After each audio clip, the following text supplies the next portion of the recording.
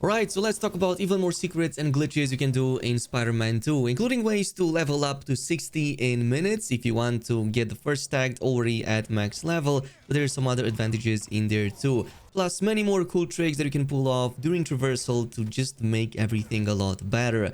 But to start things off, the vertical loop spin is not the only speed gaining trick you can pull off in this game. There's also a horizontal version of it, though you will need corner tethering for this to work, as well as to pay attention to any of these pointy spires or anything similar to them at the top of buildings, as whenever you pass them at high speeds, you can simply press and hold circle and Spidey will start just spinning around them continuously, gaining increasingly more speed. You can essentially use these to also launch yourself and traverse the skyscrapers a lot easier when you don't have anything else to grab to.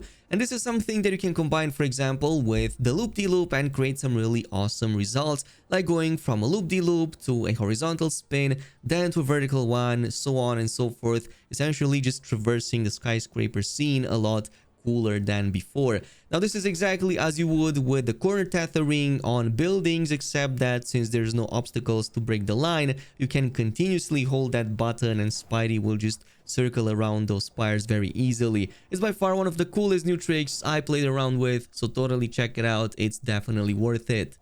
And number 2, a very cool attention to detail during combat is that certain enemies will react differently to certain abilities, and this is especially true for Miles' camouflage.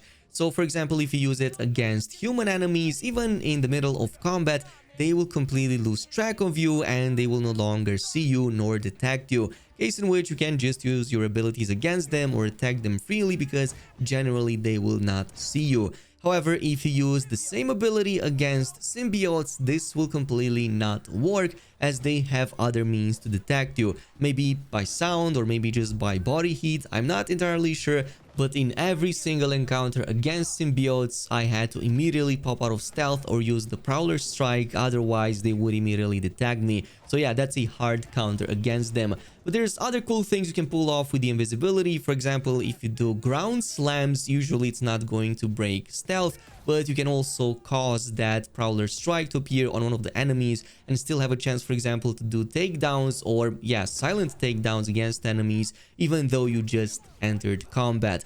These can be especially devastating because takedowns usually one-shot targets, so you can still use takedowns while technically in the middle of combat.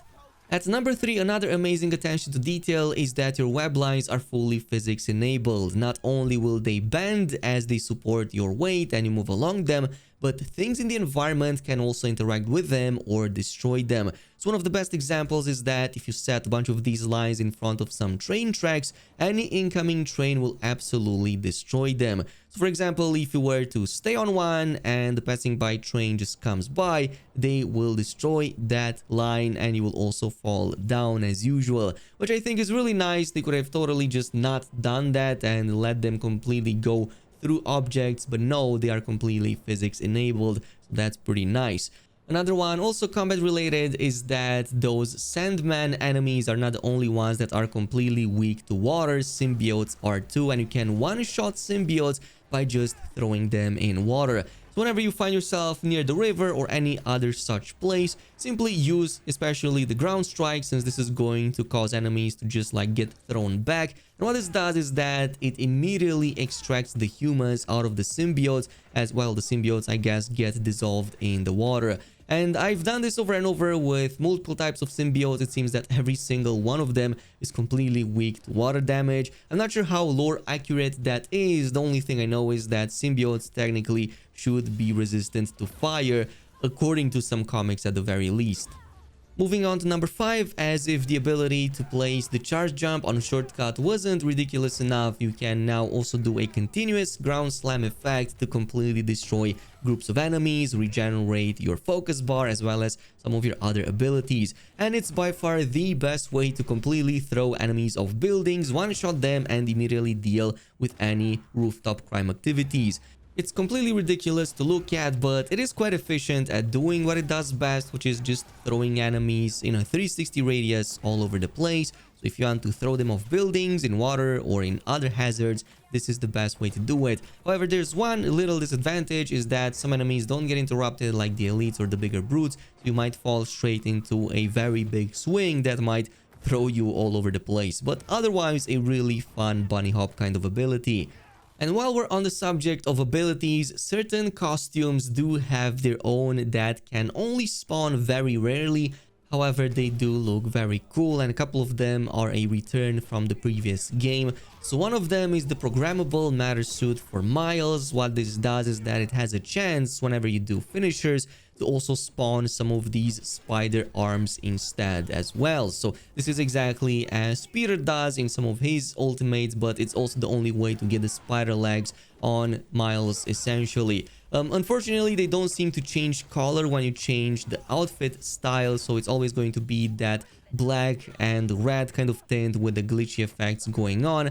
But I'm going to take it. It looks really awesome, and it's nice to see these abilities on Miles too. Yeah, and Peter also has one, by the way. There is a chance for him to also spawn this type of ultimate, though in his case the animation is slightly different. Plus, it seems to trigger a bit more often, though it's still rare by design.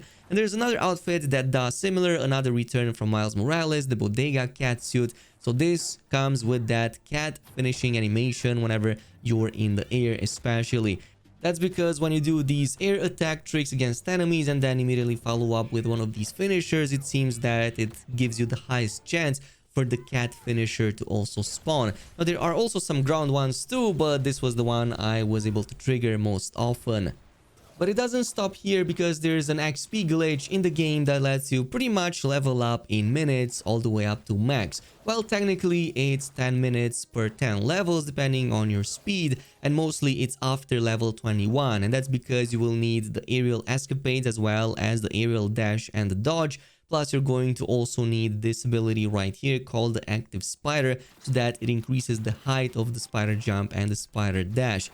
It's exactly the same one as the one we used to get close to the airplanes in the previous video, so you will want to hold down square and forward on the thumbstick so that you do this forward spin with Spidey, and during that spam triangle to interrupt the animation and regenerate your air dash and air jump a lot quicker. And once they are off cooldown, you will want to pop the air dash first, followed by the jump, so that you can gain a lot more height.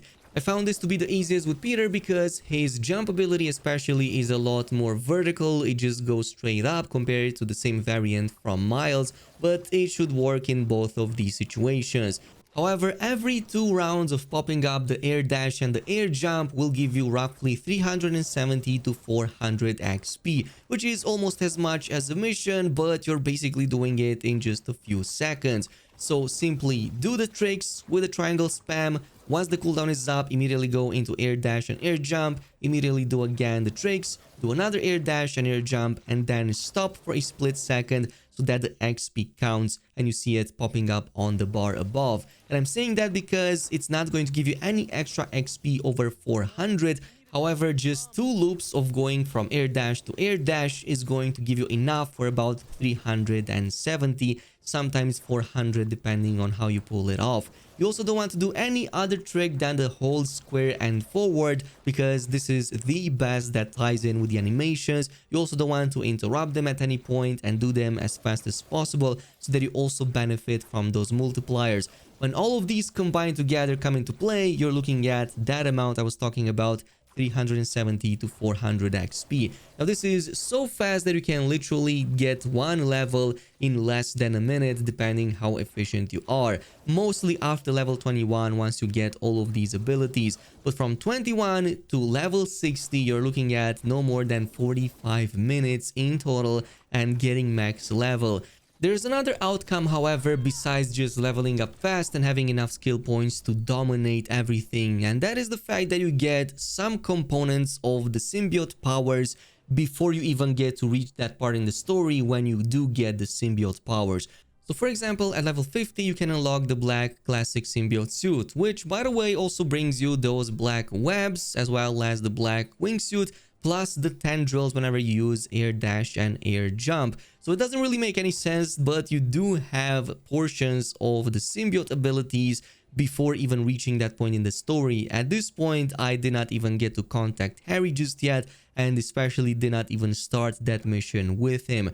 But this can be pretty cool in the later on mission that you can do eventually with Agent Venom and kinda run with a duo symbiote kind of setup over there. You're not gonna have any symbiote abilities besides the dash and the jump, because mostly they are gonna still be locked because of the main story. So even your parries will be the default one with the spider arms. You're not gonna get the tendril ones until you unlock that part of the story, I guess, and at least the other symbiote suit.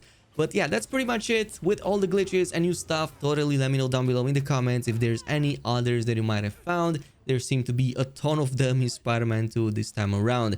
Thanks so much for watching, and I'll see you in the next video.